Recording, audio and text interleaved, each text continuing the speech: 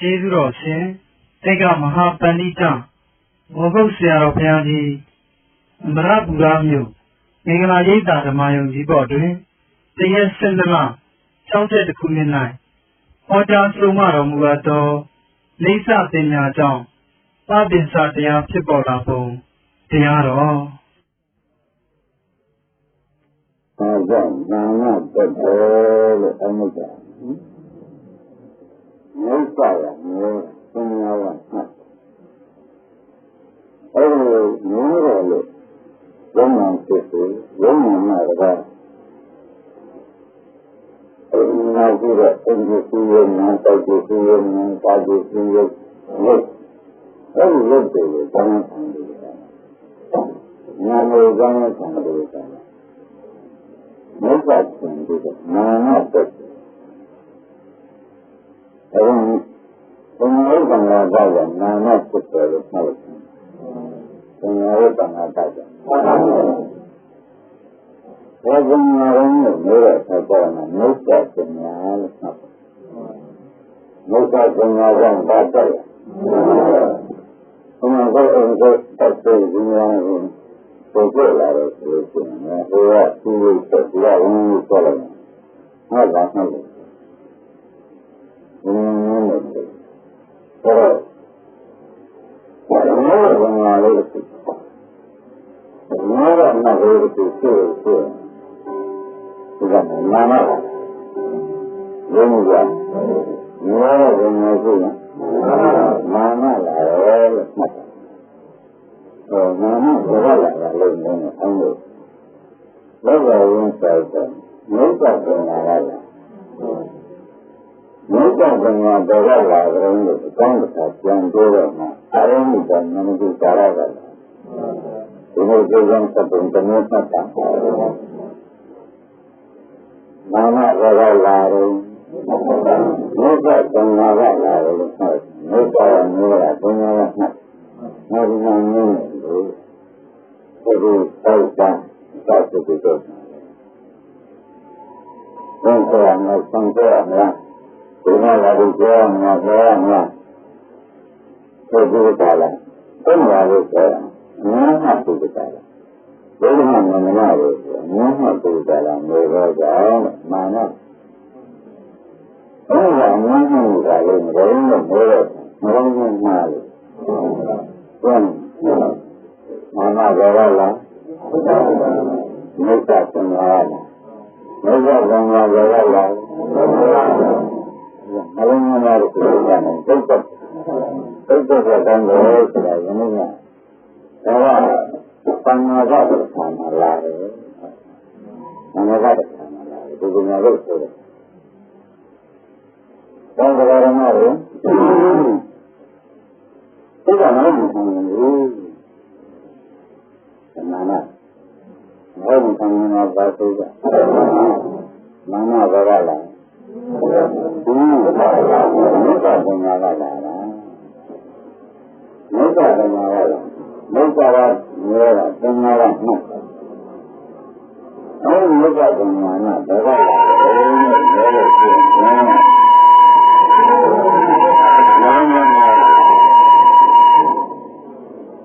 ဘာလို့မလို့အကြောင်းကြောင့်ဆက်တော့ဆက်ကြလို့ရှိရင်နာမပဲဖြစ်တယ်နာမသာသွားတော့လို့တော့သတ်တင်တာပဲနာမသာသွားတယ်သတ်တင်တာတရားဆိုတာဘုရားဟုတ်ကြလားလို့ပြောတဲ့အခါကျတော့နာမအားတော့သမားရောပါပဲဒုက္ခဝိတုနာမဆိုတဲ့ဒုက္ခဝိတုဆိုပြီးဆိုတော့အဲဒီနဲ့အခါတော်ဘာသာတတ်ဖြစ်တယ်သဘောဖြစ်အဲ့ဒါကဒီလောကပဲအဲဒီမှာလာတော့အမြင့်စာဖုံးကိုပြောတယ်မာနတနာကြောင့်ဒုက္ခလို့ပြောတယ်ဘုရားနဲ့သာဝကံလူကနဲ့ဟိုပြောသူတော့ဝင်ဆွဲတယ်ဘုရားလာလို့ရမယ်ဒီပြောထားတာလာဆွဲရမလားမရဘူးအဲ့ဒါဘာဝံလူကနဲ့မလာဘူး ဒါကလည်းဘယ်လိုဆိုတော့ပြောတော့ဒီကနေ့နှုတ်နဲ့အမှုအမှုနဲ့ပြောလိုက်မလားဘူးအဲ့ဒီလာတာတွေကတော့ပတ်သက်တယ်ဘယ်ကလည်းမဆိုဘူးလားဆိုတော့ဘာဝံဘုရားဆိုတဲ့ဘာနာဘုရားဖြစ်တယ်ဘာနာဘုရားဖြစ်ဆရာသာဓုဆိုတဲ့ဘုရားဆံတော်ကြီးရတယ်ဘုရားတန်ခါကြီးမျိုးကြီးအဲ့ဒါသံဃာဝိကရောလို့ပြောတယ်နာနာဘယ်ရလာလဲဘုရားတန်ခါမင်းတို့မျိုးဝင်နေတယ်မှာနော်နာနာမြတ်စွာဘုရားလာတယ်ဆိုတော့မှတ်မြတ်စွာဘုရားဘယ်လာလဲမင်းမှားလားဒီကံတဲ့ဒီကံကဘယ်မှမကျန်ဘူးဆိုတာကိုမှတ်ထားကြ။ဒါကပြန်နောက်ဘဝကလေးကလေးဒါကလေးကိုစစ်စစ်ဟုတ်လား။ဒီကလေးကိုစစ်စစ်ဘယ်လာကြရုံးလို့လို့ဆိုနာမရလား။ဒါကြောင့်အတ္တတရားတွေကနာမရလား။သံဃာကြီးကိုပြောတယ်ဆိုနာမရဆိုနာမရဘုရားကံတော်လာတယ်မြတ်စွာဘုရားကမြတ်စွာဘုရားကြောက်ရလားမလုံးမမှားရတဲ့ဘုရားကြောင့်မလုံးမဘဝလာပါလို့မလုံးမမျိုးရထားကြတာကိုမသိမှုဥစ္စာရဒီလိုပြန်ဆက်ဘုရားကျမ်းဆက်လိုက်တဲ့အခါကျတော့ဘယ်လိုဆောင်းလဲဥပဒနာနဲ့ဆိုတာမကြတော့ဒီလိုကမှဆက်ပြန်တာဘယ်လိုကမှဆက်ကြလို့ဒီမင်းကြီးပြောတော့ဒါပြန်ကြတာဦးနဲ့ကျွန်တော်တို့ဒီလူရည်ရနေတယ်။ငါပြောလာတယ်ဘယ်တော့လာတယ်လို့မသိဘူးနော်။ဒီလိုရည်လို့ကတော့ကျန်ချင်းငါပြောလာတာလည်းတစ်ခါတစ်ခါကြီးနဲ့အတူတူနေရ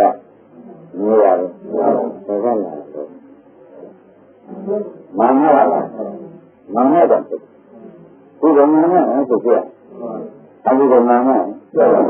ဒီကမှန်းနဲ့ဒီမှာဒီမှာငါတော့ငါတော့ပြောရမယ်ဆိုရင်တော့ဒီလိုရက်နေတယ်ဒါကြောင့်မမအဲ့ဒီလိုမျိုးနဲ့ဒီလိုကတော့မမတို့ရှိသေးတယ်ဘယ်လိုရင်ဒီလိုတော့မမတော့မျိုးစိုက်ပြီးပြီးနေတယ်ဒါတော့ဒီလိုမျိုးကြတယ်လေဘုရားဘုရားလည်းလာဘုရားဘုရားကလည်းဝေယူနေရတယ်သက်သက်ကလည်းသူ့ကိုခန္ဓာကိုယ်ရှိဘုရားကလည်းဝေယူဘယ်ကလာပါလို့မြင်သေးတယ်မမဆိုတော့ပတ်တယ်ဆံရတဲ့မနအဲ့ဒီမနကတော့မိစ္ဆာပညာကလာတယ်အင်းဟာဆိုတော့ရလာအဲ့ဒါကအတူတူနော်ဒီမနကမိစ္ဆာပညာဘယ်လိုလာတယ်လို့ပြောကြတယ်မှာအဲ့ဒါအားလုံးကတော့သိရမှာတော့မသိလို့ပါမသိလို့မှာတော့ပြိတ္တမျိုးကဘယ်လိုကျန်လဲဒါကြောင့်ကျွန်တော်ဘုရားကမလုပ်လို့ရှိရင်ဘုရားကသဗ္ဗံစာကလောက်ထားတဲ့ဒုက္ခသစ္စာကြီးရရမရတယ်သဗ္ဗံစာနာနာကလောက်ထားတဲ့ဒုက္ခသစ္စာကြီးကလည်းလောက်ကုန်လို့ရတယ်လို့မျိုးရထားကြတာသဗ္ဗံစာနာနာကဒီသဗ္ဗံစာနာနာကလည်းအလိုလိုလာပါလားဆိုတော့ဒီလိုမြတ်စွာဘုရားမတော်နိုင်ဘူးဟုတ်မြတ်စွာဘုရားကိုမြတ်စွာဘုရားကလည်းဒီကြောင့်လာတယ်မာတာလားဆိုတော့ဇာတ်မှာမတော်ဘူးမသိပါဘယ်မှာမနာတော့ကြောက်ကြတော့ဒီဥစ္စာမလုံးဝနဲ့ဥစ္စာကိုမားနေတဲ့ဥစ္စာကိုနာတော့ဘုံနဲ့လည်းမရှိတော့ဘူးမသိမှန်းမသိပါဘူးတဲ့အဲ့ဒါကအာဝဏိတံမနုပါရသုတိအာဝဏိတံမနုပါရကမိစ္ဆာပညာလို့အမှတ်မှန်းဒါကတောင်းမှမှားလို့တောင်းပြန်နာနာဖြစ်နာနာဖြစ်တော့ဘင်္ဂါရမှာအိုဒီကိုယ်တော်မြတ်ဒါကဆိုတော့သုတ်တာဟာဒီပါရယောဂီရဲ့ဒီနေ့ဥစ္စာအကြောင်းကိုတော့ဆက်ပြတာပဲဟုတ်လားတောင်းလို့ပါဆိုရင်ကျွန်တော်တို့ Sekarang orang juga ada macam. Orang awam dengan kita. Orang awam dengan negara. Awam dengan negara dan negara dengan pelari. Negara dengan pelari mana berapa? Mana berapa tanggal kira? Kalau tanggal berapa? Maka kerana juga itu sedang dilakukan, itu ada bagaimana melakukan. Akan melakukan itu yang itu semestinya ada semua itu. Itu semua ada itu apa kita betul. Jangan. Mereka tidak saja belajar betul. Dia orang belajar, ada dulu sekarang lagi orang awak lagi ada, sekarang lagi orang ada. Orang ada di rumah ada, ada tak mana. Kamu tak, sekarang dia tak mana. Apa mana? Orang ini ada orang ini, ada orang ini, dia ada orang ini, dia malam dia lain. Orang dia mengunjungi itu doa. Lalu. Dia mengunjungi itu doa sudah.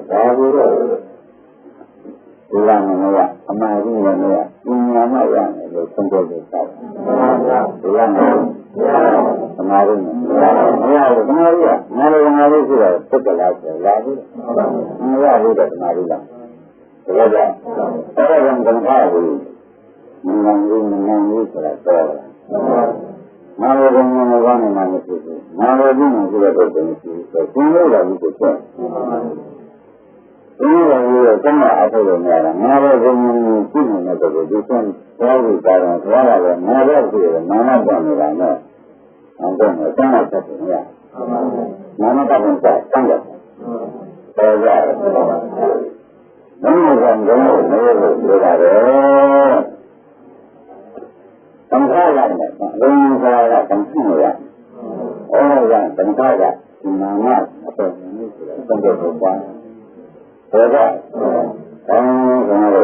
hujung seperti, orang hujung sudah dan itu sama. Orang tengkala itu, orang orang mana tu, orang tengkala itu mana mana. Ini kalau itu mana tak? Kalau mau itu, jangan itu, itu. Ini kalau itu kemarin, jangan mereka itu. Ada. Jadi macam mana? Orang sama jadi ini orang itu sama saja. Orang rasa saja. Jangan mereka ini. Macam mana? Sama sesuatu macam mana? Sama orang ini, sama sesuatu saja macam mana? Orang tengah itu, sama bangsa itu yang lepas. Baru, kamu, dalam semua dunia masyarakat jangan itu melulu. Semua orang itu jangan. Itu mana sekali? Mana jangan kamu tu, jangan mana. Dalam dia. Mana dalam mana mereka. Mana ada orang mana, mereka mana. Mereka mana. Masa tu mana orang mereka tu juga. Orang mereka mana orang jangan mereka mana. Mereka orang sudah tak juga. Orang mana orang itu menegakkan apa? Orang yang menegakkan apa? Orang itu bermara. Lara pun bersamaan sekali. Orang itu bersia. Orang itu lara begitu. Itu berkaitan dengan itu. Ada perubahan. Kamu buat itu. Orang itu yang buat. Ini orang yang orang yang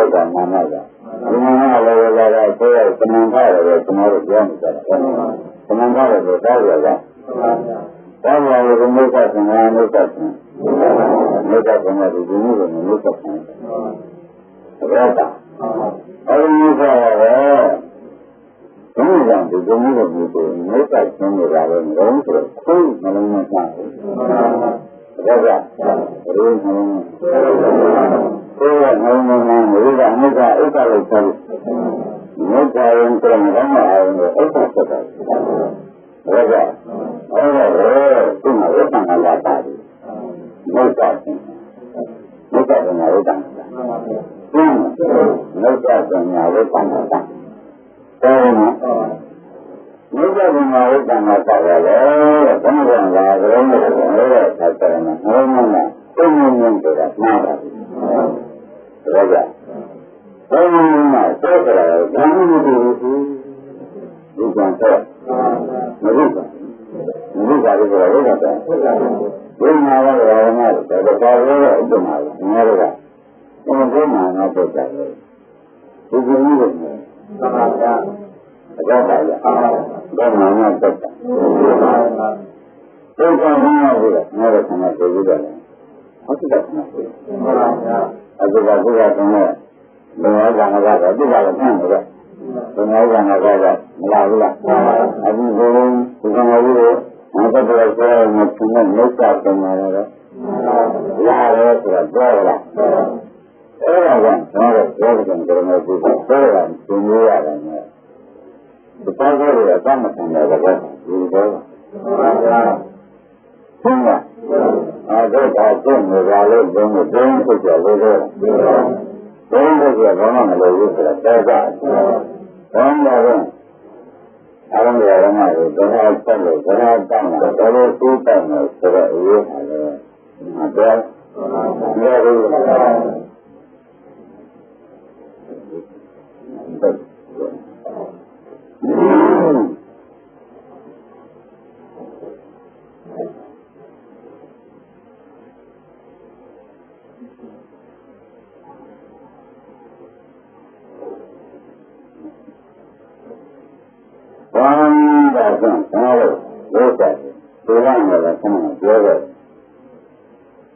မပြတ်ပါဘူး။နာငါတော့ဒီလိုမပြတ်ပါဘူး။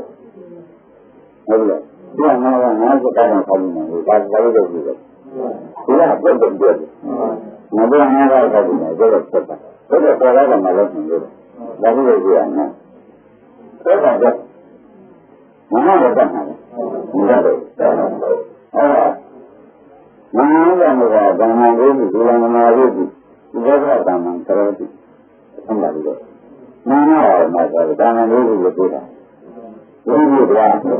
ဘုရားတော့တူတာကျမ်းအဲ့ဒါဒီနာနာကိုလာလို့ဆိုရင်ဘုရားကကျွန်တော်တို့အသက်ကတော့နာနာပဲရှိ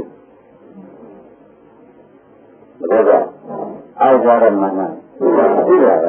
ယ်အသက်အပါကိုကြားရတယ်မဟုတ်ဘူးမဟုတ်ဘူးကျမ်းအသက်ဒီလိုဆိုပြီးတော့ကြားတာမဟုတ်ဘူး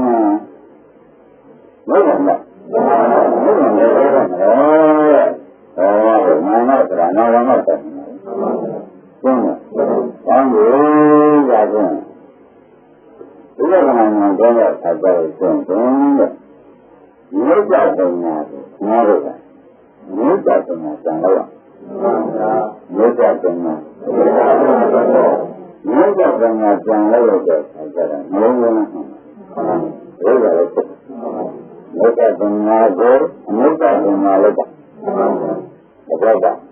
မြတ်ကြတဲ့ညာမြတ်ကြတဲ့ညာကိုမြတ်ကြတဲ့ညာလို့တာမှဆုံးမလားမလုံးလုံးနဲ့အဲ့ဒါကအနိစ္စကိုလည်းသိကြရအောင်နိစ္စကိုဒီအရိစ္ဆာကတော့ဝိသဖြစ်တယ်အကြောင်းမသိကြဘူးအကြောင်းမသိကြသွားလို့ရှိရင်ဥပဒနာဉာဏ်နဲ့ကျောင်းပါတော့ဘယ်မှာလဲနိစ္စကငါရောနိစ္စဖြစ်အောင်မသမာဝနာဉာဏ်နဲ့ကကျောင်းအမှန်ကတော့မလုံးနဲ့တော့တာဘူးအရိစ္ဆာကတော့သိတာဘယ်လိုဆက်ရလို့သိရအာရုံဓမ္မကိုမာနကသိတတ်ကြလို့ဆိုမလို့မြတ်တဲ့ဘုရားနာမလာတော့ဘာပါမြတ်တဲ့ဘုရားမာနမလာလို့ဆိုရင်ပတ်ရင်စားအလုပ်ကိုသူလုံးမလို့ဆိုရင်မာနမပတ်တဲ့သံဃာဟာကျင့်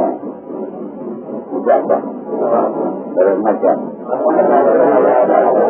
နာမပတ်တဲ့သံဃာကြတ်ကြဘူးတဲ့ငါတို့သိတာမှတ်တာ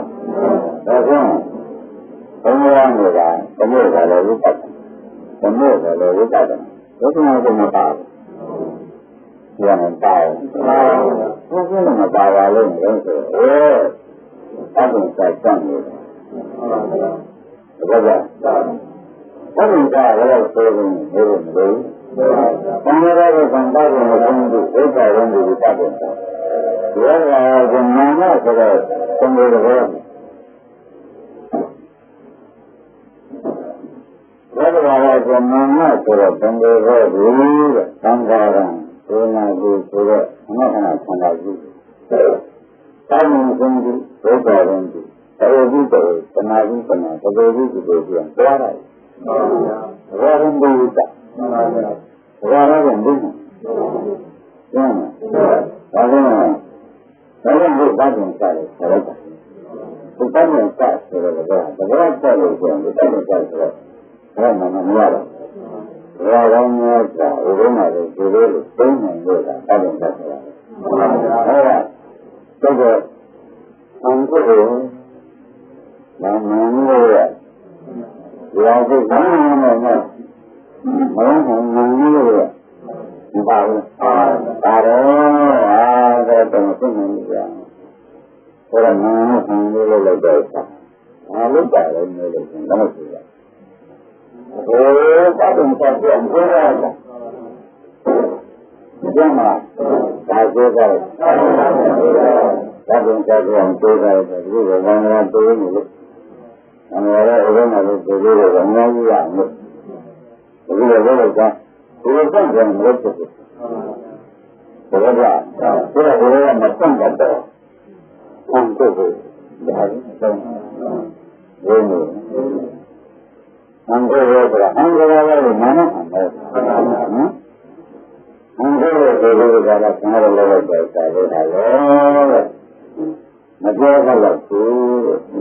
one.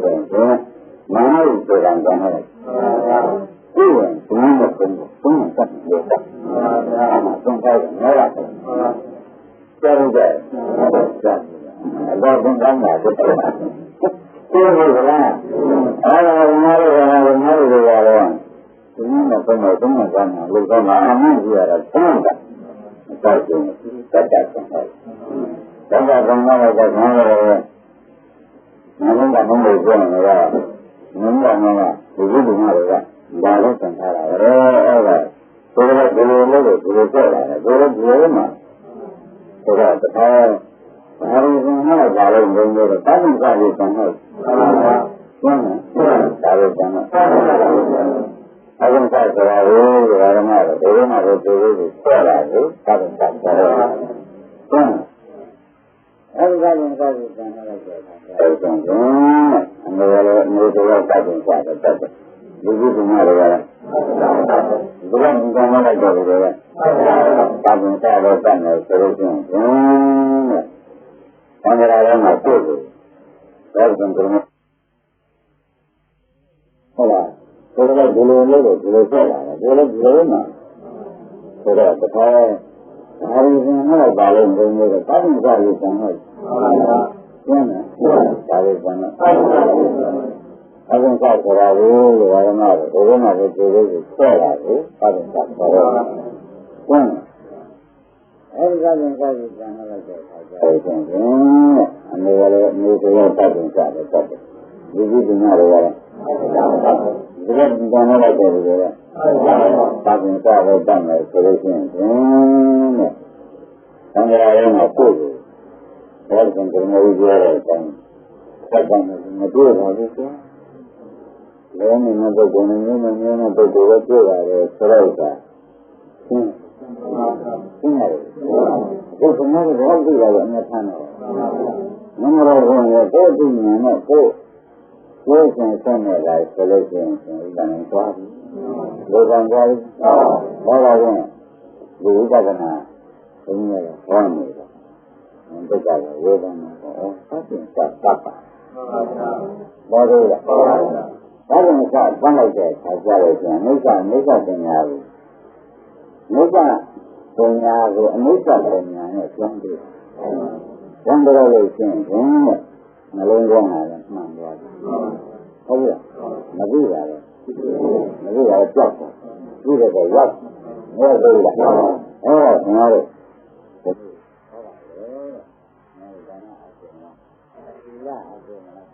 အကုမလားဝိပဿနာအကုမလားဆိုတော့ယနေ့ပြောဆိုရင်ပေါ်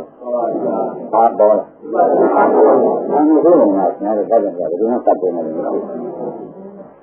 ပြောပါဘာမှအကုမလားဆိုတော့မရဘူးဒါကြောင့်ဘုရားအကုမလားတက်တယ်ကမသုံးဘူးဘုမဘာအကုမလားဆိုတော့ဘာကြောင့်အကုမလို့ဝိပဿနာကလည်းနောက်ဖြစ်တော့ကြောင့်ခင်ဗျားတို့ဘယ်နဲ့လည်းမထားဘူးမလုံးနဲ့လေခင်ဗျားဟောပါဘူးတဲ့ဒီတတ်ရင်ကဝိပဿနာလုပ်ပြီးတော့မှခင်ဗျားတို့ဝိပဿနာနှလုံးသွင်းပြီးတော့မှဒီကတည်းကဒီလိုဆက်ကြည့်ကြခင်ဗျားတို့လောက်ကြသိချင်လို့ရှိရင်တော့လားဒီလိုဆိုတာမှတ်တယ်ဘုရားကလည်းဘုရားလည်းဆိုဘာမှမကြမ်းမှန်းဒီလိုပါကျင်းနေတယ်ဘယ်မှာလဲသူတာရမယ်သူ့ကိုကြောက်သူ့ကိုကြောက်မှဆိုတော့ဝိဝတ္တဆိုတာကြောက်တယ်ဝိဝတ္တကြောက်တယ်သူ့ကိုကြောက်တယ်တောင်းတယ်သူ့ကိုကြောက်ဝိဝတ္တဆိုတာဒါကိုကြောက်မှတာသူ့ကိုကြောက်ဝိဝတ္တမြင်ကြတော့ပါဘူးဒါလည်းကျန်တတ်တယ်ကြောက်တယ်ဟုတ်ကဲ့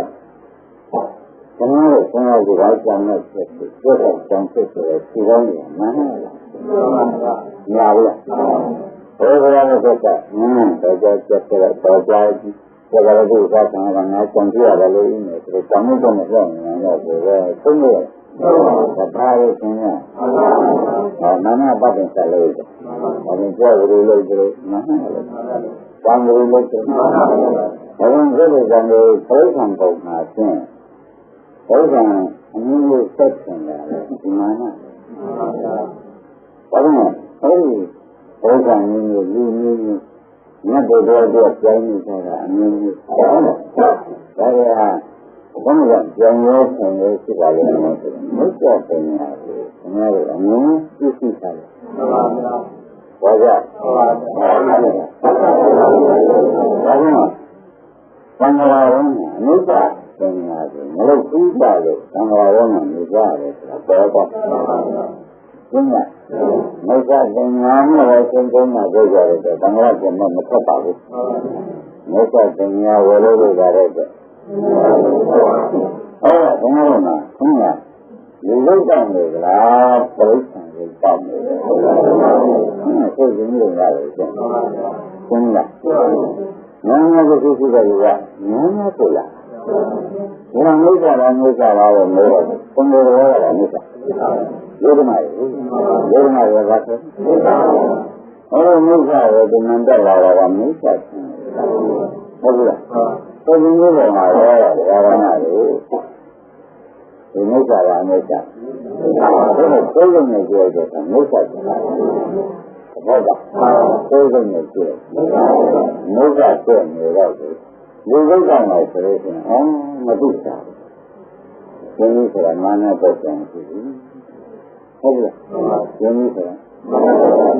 ကိုယ်ကကြောင်းမသိဘူးကိုယ်ကကြောင်းမသိဘူးကိုယ်ကခဏတော့ဒါမှမသိတာခဏတော့သင်္ကြန်တက်လို့ရကိုယ်ကသင်္ကြန်ကိုတက်လို့ရဘယ်လိုဆက်ကြတာသင်္ကြန်တက်လို့ဘာကလာဒီမျိုးမျိုးဒီကသေချာမှတ်နေလို့ဘဘဆောင်းလို့မှတ်နေလို့ဒါကြောင့်ဒီကောသိနေတာအမှဆွဲကြတာကတော့အကျင့်တင်ပေါ်ရတော့ရေဒီတော့ကြတော့တော့ဟုတ်ကဲ့ဒီလိုကဘာဆွဲတယ်ဆိုတာပေါ်ကြတယ်ဒါကပြန်ငါတို့ဘောနဲ့ရင်းနဲ့ဟုတ်လားဘောနဲ့ရင်းနဲ့တရားငါတို့ဥက္ကဋ္ဌနဲ့ဆက်တယ်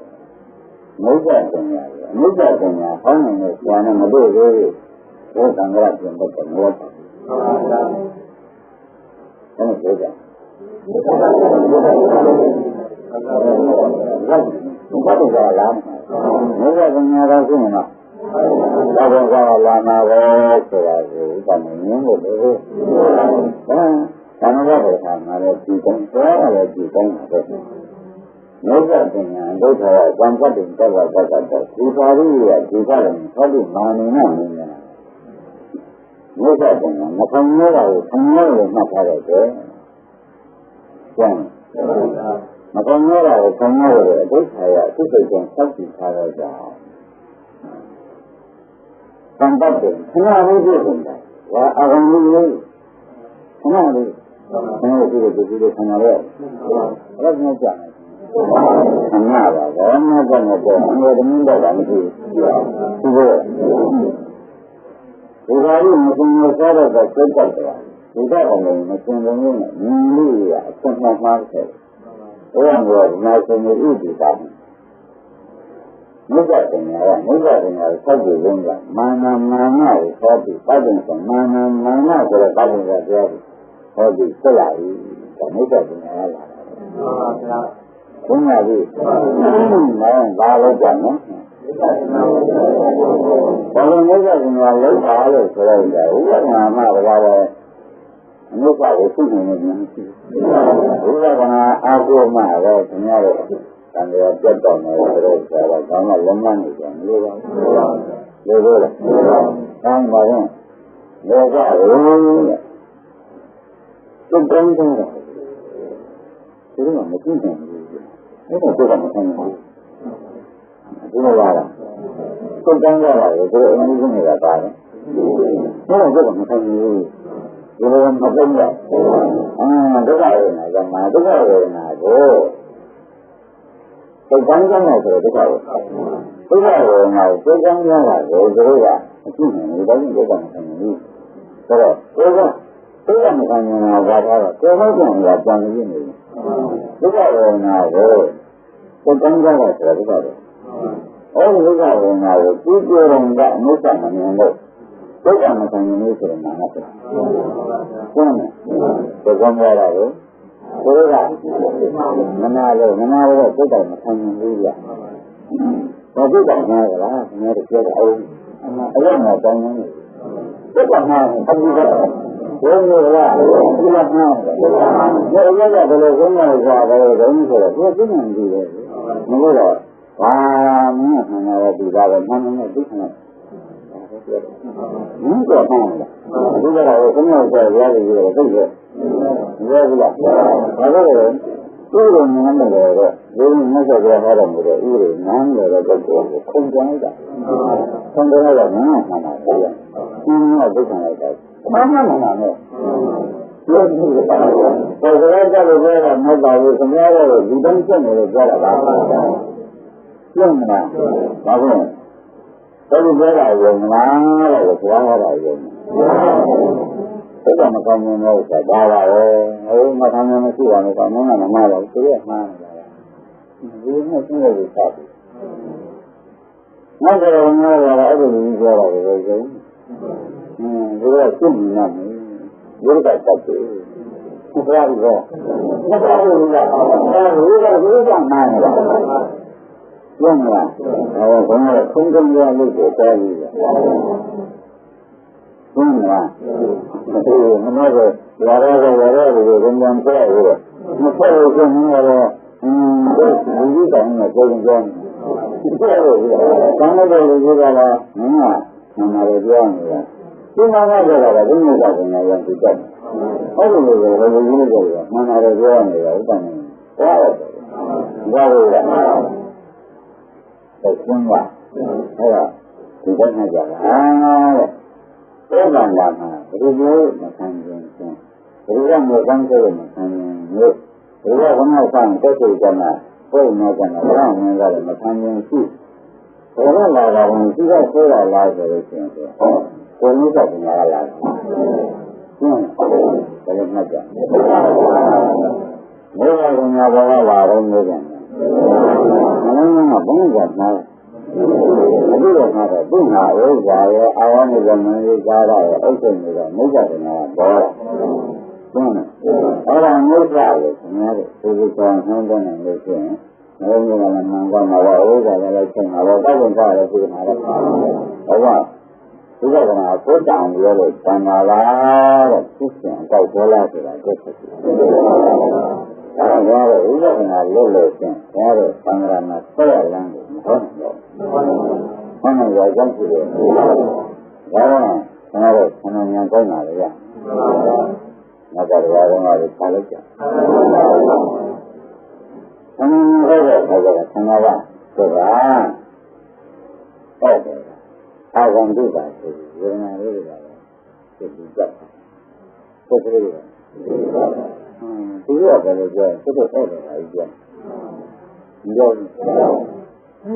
的什么的，应该都得看，爱的，看这个爱的应该的靠的是什么？这个跟你那个了，我娘那个出家人去，我讲是民国人的中国人，这个高了，我看那个爱的了。他那有人我看哪里？不看不了的，挂不了，我看不了的，这看不了的，我看。你这个是这样的，这个爱是这样的，应该是这样的。现在我看来听，我听呢，这个是我们家妈呀，这个不对的，这个没，这个我们家妈，那个我那个真的这个。来的，那个那个最长啊，来的比较说明那个是，主要跟我们那个呢是最高嘛，那个东西那么高那多，这个有啊，大些大的，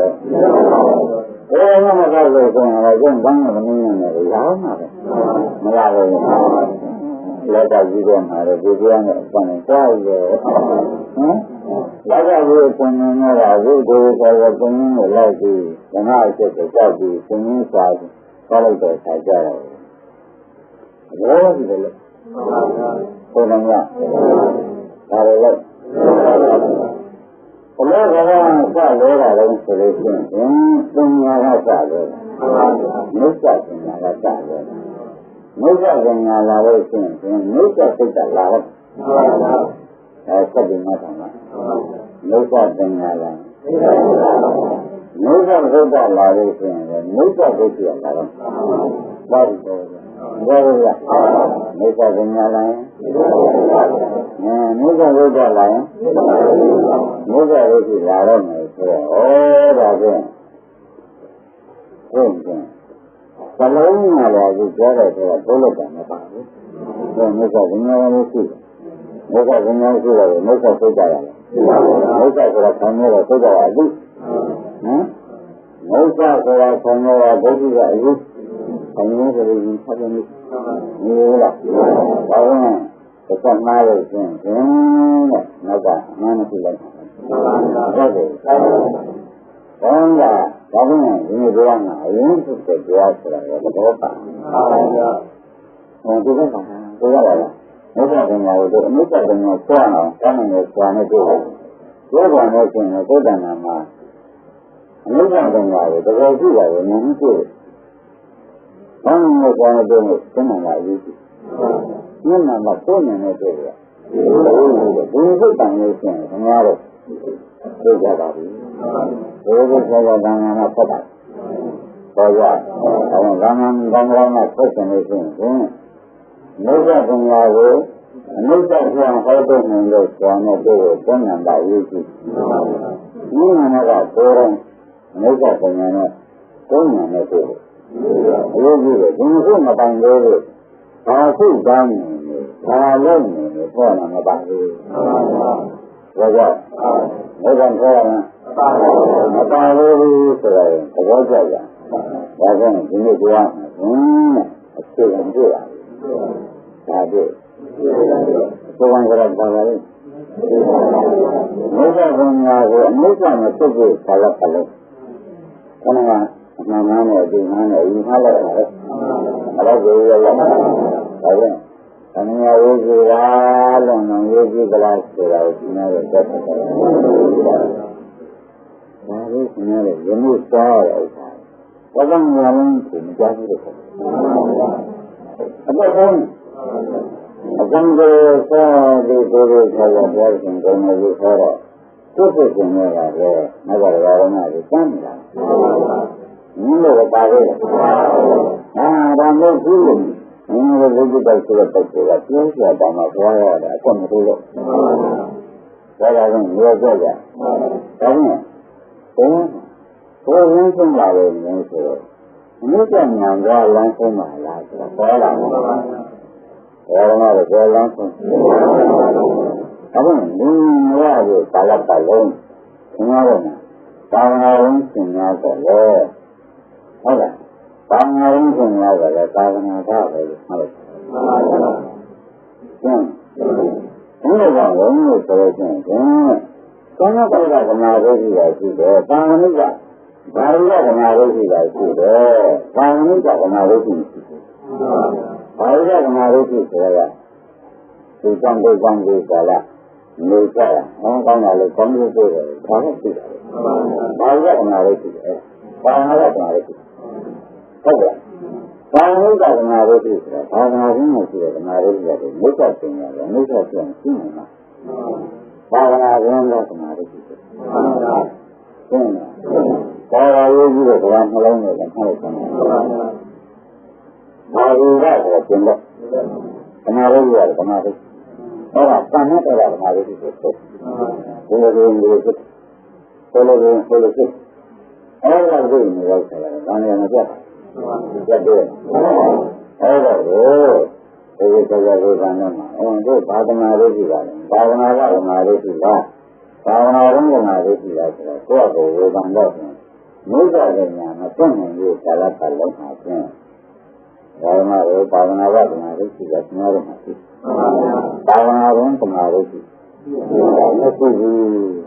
ဟုတ်လားဒါပုဂ္ဂိုလ်ပုံပုံကျောင်းနေတဲ့တရားလို့ကိုယ်အမှန်ကြီးရောမင်းနဲ့အမှန်ကြီးကြည့်ရတယ်အမှန်ကြီးကြည့်တယ်လို့ဆိုတာမြတ်လို့ဆိုရင်ဘာဝနာတွင်ဒီလိုဖြစ်တယ်ဘာဝနာတွင်ရောက်တဲ့အခါကျတော့ဘိုးတဲ့ဘုန်းတော်ပြောကြတယ်ဆိုတော့ဘုရားပုံနဲ့နေတော့မဝင်လာဘူးကျင်းဘုရားပုံနဲ့နေတော့မဝင်လာဘူးဆိုလို့ရှိရင်စက်ပန်းလေးရလေးရပြောရမယ်ရှိတယ်ဒါကပြောရရှိတယ်။ဘာမှမဟုတ် 나를 물려라. 정도 것이 이러면 생겨요. 안다라지는 오랜만에 내가 나가요. 만나가 되잖아. 운명하라 그러나요. 뭐를 잘라도 뭐를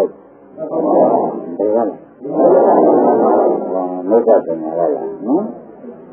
뭐가 되냐라. 오래가라 나를 내가 나와라. 너무 아무거나 잘하라. 왜 아무거나 잘하라. 누가 보고 말라. 누가 보고 말라. 어디가 보고 어디가 이거나 잖아.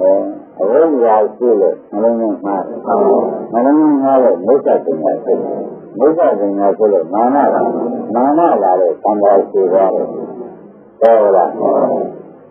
방법은 정규적으로 도와주는 거라서 문제도 있지. 정규 성장. 와는 지고 무엇이라고 이 방가라지 하신 그거지. 그리고 얼마나 내가라는 그러신 이 방가라 사도는 좀 싫어. 얼마나 내가 나를 못 잡아도 하라. 그리고 건강공은 뭐라는 이 방가라 그리 맞잖아요. 사도는 그 어디가지 이제는 나도 찾아갈 때 찾아라나. 방가라 버스는 못 잡냐. 못 잡냐 얼마 바로 그러나요. 누가 맞겠죠. 그러면 그러면 아무런 일이잖아. 너가 분위기가 아무런 일이 없어. 그러자. 우리가 만나면 여기가 만나고. 이거보다 정말 제대로 있어. 그러자. 뭐가 되냐고. 그래서 그러자. 나를 찍어서 누가 보면 그런 것도 갖다 먹는 짜장면 그거를 지금 누가 먹는 거를 알려주지. 누가 먹지야. 짜장면 얼마나 빨리게 살거든. 그거는 어떤 사람은 안 쓰다. 그러니까 얼마나 아무런 일이라고 얼마나 원하는 일이라고 그러다가 나만을 또 가지고 가보면 하나 방가지가 나와요. 나도 내가 그러는 거는 누가나 그 과거니까 나도 내가 누가나 과거니까 나도 나도 뭐 과거나 나도 뭐 그러나 나도 나를 누가 찾아 누가 나를 찾아 그러라고 그러라고 야, 정치세를 그리스가 외방가냐, 일단, 자보라. 너는 뭐야? 왜, 어쩌고, 다른 자고, 그녀를, 그가구나도 그기도 깜짝이야. 막강연하고, 그녀를, 어디가 놓고, 너무 나서라. 우리가 나가라. 놓고, 그가 나가라, 맞야. 짝꿍아. 바위지. 이거는 그냥 여기가 있는 거래. 다음에 온전 그래. 그러면 뭐 내가 나 지금 못 따라. 정신 잡다가 왜니? 우리가 다른 내가 살자. 담나져라. 한대로 쓰자 이거는. 하면 벌써. 전 우리가 나서라 가고. 그런 거가 원하고 했어요. 원하는 거야. 안그러나 진짜라는 거 생각이 되게 잘해서 원하는 거가 돼. 원하는 그러니까 원하는 거 좋아하는데 이들이 너무 아주 좋아. 하지만 우리가 제가 정말 좋아하는 좀 좋아요. 어디가 그거는 좋아하나. 나는 뭐가 됐다라 했다래. 뭐가 됐다 역나래. 좀 공부하나 가지고 그거는 맞아요. 그래서 그녀가 땅을 줘 가지고 그야 무슨 원하는 거 좀. 무슨이야. 그거 원하는 거.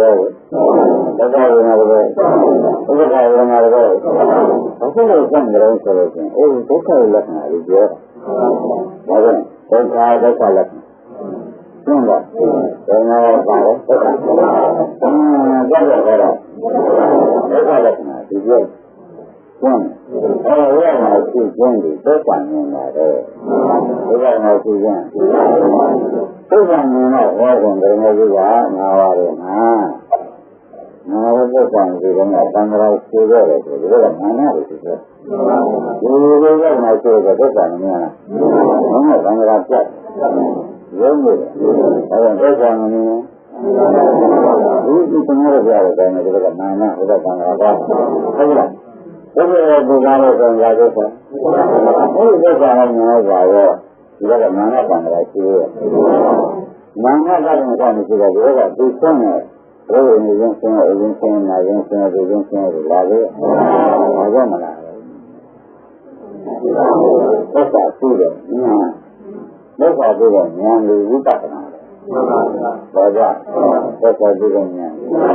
tất cả những người để làm người được xuất hiện tất cả đông đảo được xuất hiện tất cả sự đó ra tất cả sự sự tất cả những cái đó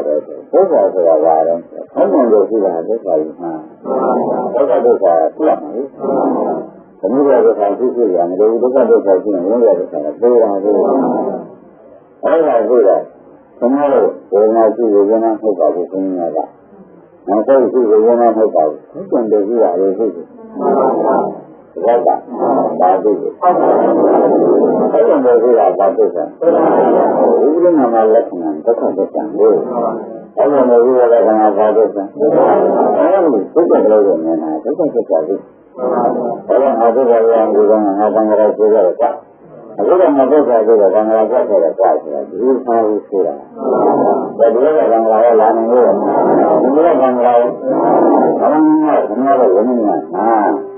누구야 그거를 잡아 나도